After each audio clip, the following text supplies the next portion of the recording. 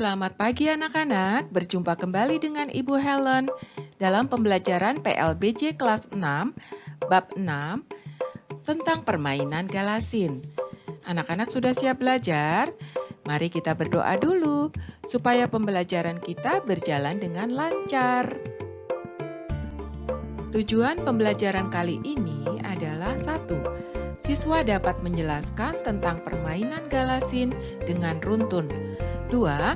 Siswa dapat menjelaskan aturan permainan galasin dengan tepat. 3. Siswa dapat mempraktikkan permainan galasin dengan baik. 4. Siswa dapat menjelaskan manfaat dari permainan galasin. 5. Siswa dapat menjelaskan nilai-nilai luhur yang terkandung di dalam permainan galasin. Mengenal permainan galasin. Permainan galasin berasal dari Jakarta atau Betawi. Galasin merupakan permainan tradisional yang dimainkan secara berkelompok. Ada 2 kelompok, yaitu kelompok penjaga dan kelompok pemain. Setiap kelompok terdiri atas 3-5 pemain. Kelompok penjaga bertugas menghadang kelompok pemain agar tidak bisa lolos melewati garis terakhir. Sementara itu, kelompok pemain bertugas melewati penjaga untuk mencapai garis batas terakhir, lalu kembali lagi ke garis awal. Perhatikan, ini adalah lapangan permainan galasin. Perhatikan baik-baik, ada 2 kelompok, yaitu kelompok biru dan kelompok merah. Ketika anak-anak nanti bermain, harus kompak dan perhatikan baik-baik ketua kelompok kalian. Anak-anak, ini adalah contoh-contoh teman-teman kita sedang bermain galasin. Ada anak-anak, anak laki-laki, anak perempuan. Lalu bukan cuma anak-anak saja, orang dewasa pun ternyata suka permainan galasin ini.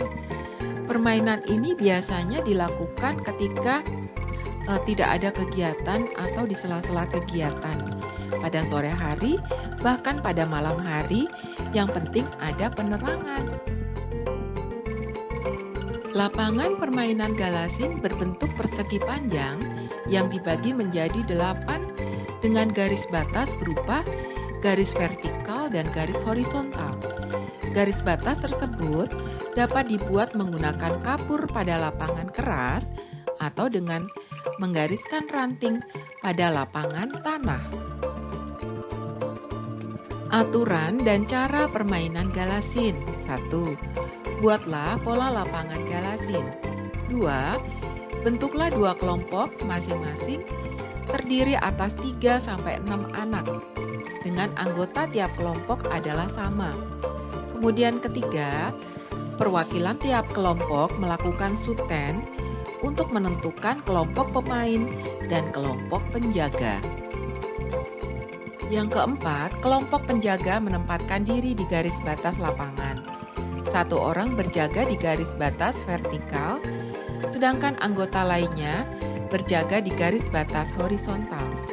Bagi anggota yang berjaga di garis batas vertikal, ia dapat bergerak sepanjang garis yang berada di tengah. Tiap penjaga bertugas menghalangi kelompok pemain melewati garis batas yang dijaganya. Penjaga dapat mengeluarkan pemain dengan menyentuh bagian tubuh pemain. Kelompok penjaga dianggap menang jika berhasil mengeluarkan seluruh anggota kelompok pemain. 5. Kelompok pemain bersiap di garis awal. Setiap anggota satu persatu berusaha melewati garis batas dan menghindari penjaga. Pemain yang berhasil melewati garis terakhir, ia harus kembali lagi ke garis awal. Pemain dianggap keluar apabila tersentuh oleh penjaga.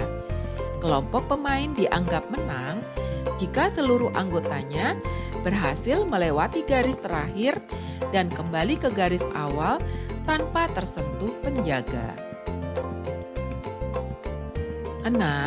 Jika kelompok penjaga berhasil mengeluarkan sebagian kelompok pemain, namun anggota kelompok pemain lainnya berhasil kembali ke garis awal, kedua kelompok bertukar posisi. Kelompok pemain menjadi penjaga, sedangkan kelompok penjaga menjadi pemain.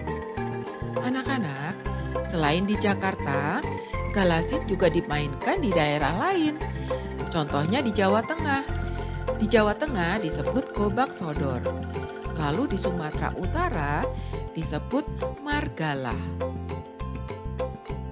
Sekarang kita akan mengetahui manfaat dan nilai luhur permainan galasin. Manfaatnya adalah 1. Melatih fisik. Pemain galasin harus cerdik dan gesit agar dapat melewati seluruh garis batas tanpa tersentuh lawan. Gerakan-gerakan menghindari lawan dapat melatih kekuatan otot kaki dan tangan. Lalu kedua, mempererat persahabatan.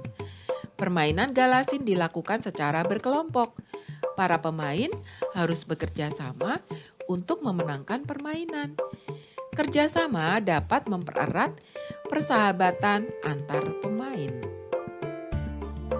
Kemudian manfaat yang ketiga adalah mengembangkan rasa saling menghargai. Selain kerjasama, antar pemain harus mengembangkan rasa saling menghargai. Ketika kelompok lawan memenangkan permainan, kelompok lain harus menghargainya. Kelompok lain sebaiknya menerima kekalahan dengan lapang dada, karena menang atau kalah dalam permainan adalah hal yang biasa. Sekarang kita akan melihat nilai luhur permainan galasin. Yang pertama, menciptakan persatuan dan kesatuan. Kedua, mengembangkan kerjasama antar pemain. 3. Menanamkan sikap sportif dalam kehidupan. Sikap sportif sangat penting dalam kehidupan kita sehari-hari, apalagi dalam olahraga. Yang keempat, permainan tradisional akan terjaga kelestariannya. 5. Memupuk rasa cinta terhadap budaya asli Indonesia, yaitu permainan tradisional, terutama permainan tradisional Betawi. Yang keenam, pengendalian diri. Yang ketujuh, belajar fokus. Anak-anak, itulah permainan galasin yang sudah kita pelajari hari ini. Sampai di sini perjumpaan kita. Terima kasih untuk kebersamaan kita. Semoga di lain waktu kita berjumpa lagi dalam keadaan sehat. Tetap semangat!